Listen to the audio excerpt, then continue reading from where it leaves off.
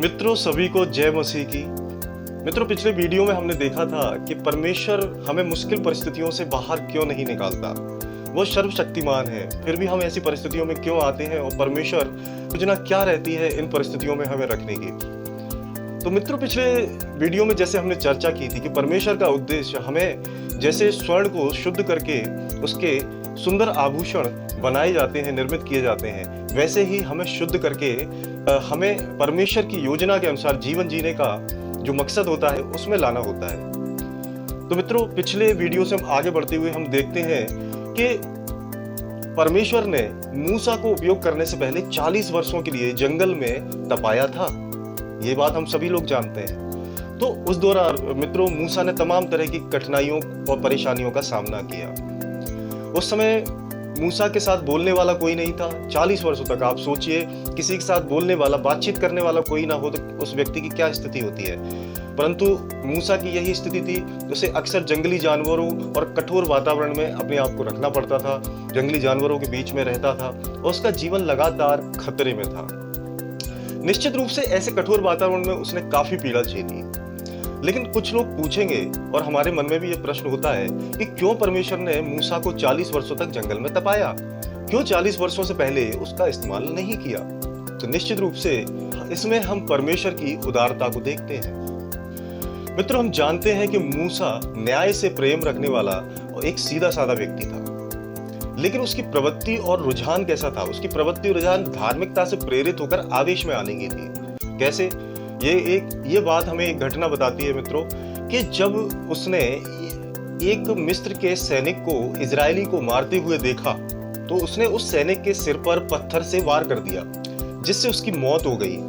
तो मूसा का जो पैदाइशी मिजाज था वो धार्मिकता की भावना से प्रेरित होकर आवेश में आकर कार्य करने का था। इस प्रकार से मित्रों, मूसा का जो पैदाइशी मिजाज और वीरता की जो भावना थी वो परमेश्वर की इच्छा के अनुरूप नहीं थी। इसलिए यदि परमेश्वर ने सीधे ही उसका उपयोग किया होता तो उसे अपने कार्यों में इस प्रकार के लक्षणों को जारी रखकर कार्य करना पड़ता और हो सकता था कि जो कार्य उसे सौंपा गया था परमेश्वर की ओर से वह उस रीति से नहीं कर पाता जैसे परमेश्वर चाहता था।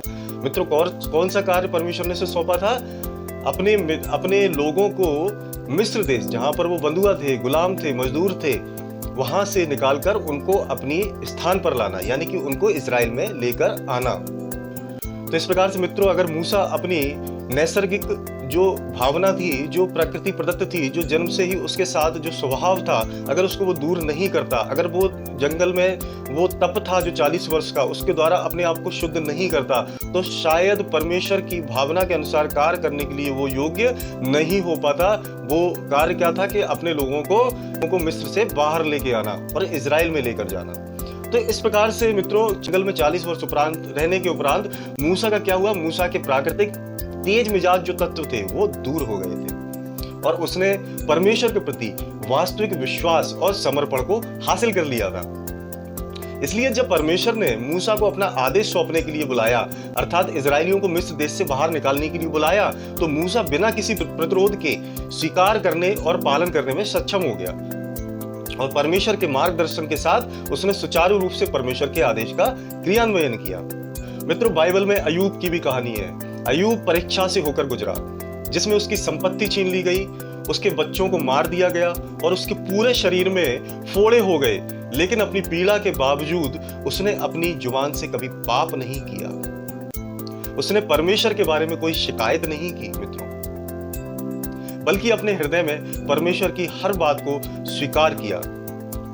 वह परमेश्वर की इच्छा को खोजने में सक्षम रहा और अंततः उसने कहा, आखिर में वो कहता है कि यहोवा ने दिया और यहोवा ने ही लिया, यहोवा का नाम धन्य है। तो इन सब बातों को कहने के लिए परमेश्वर के प्रति वह अपने विश्वास, भय और समर्पण पर निर्भर था और इस तरह परमेश्वर के लिए साक्षी बना रहा। अय्यूब इस तरह के बड़े परीक्षणों से गुजरते हुए भी गवाही देने में सक्षम इसलिए था क्योंकि वह मानता था कि परमेश्वर सभी चीजों पर शासन करता है, रूल करता है और उसकी संपत्ति और बच्चे सभी उसे परमेश्वर द्वारा दिए गए थे। इसलिए उन्हें ले लेने का अधिकार भी किसका है? परमेश्वर का। और मित्रों, बाद में क्या हुआ? बाद में अय्यूब को परमेश्वर दिखाई दिए। बाद में अय्यूब ने परमेश्वर को एक तूफान में देखा और अय्यूब ने क्या देखा? परमेश्वर की पीठ देखी।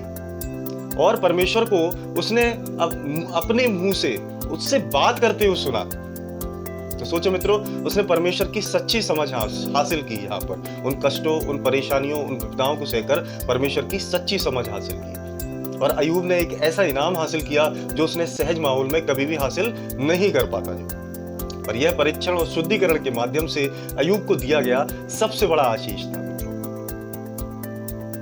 जैसे अय्यूब ने अपने मित्रों को अपने परीक्षणों के बाद बताया कि जब वह मुझे ता लेगा तब मैं सोने के समान निकलूंगा।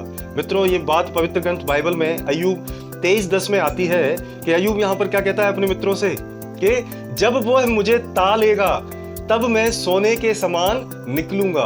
तो देखो मित्रों, यहाँ अय्यूब का विश्वास देखिए आप। वो विश्वासी है, वो कहता है कि परमेश्वर की इन परिस्थितियां देने में मेरे लिए ही अच्छी बात है। परमेश्वर मेरे लिए अच्छाई की भावना रखता है, इसलिए वो मुझे इन परिस्थितियों में लाता है कि मैं अच्छी तरह से ता सकूं, यानी कि मेरी अशुद्धियां दूर हो सकें और मैं कैसा हो जाऊं, सोने के समान निर्मल हो जाऊं।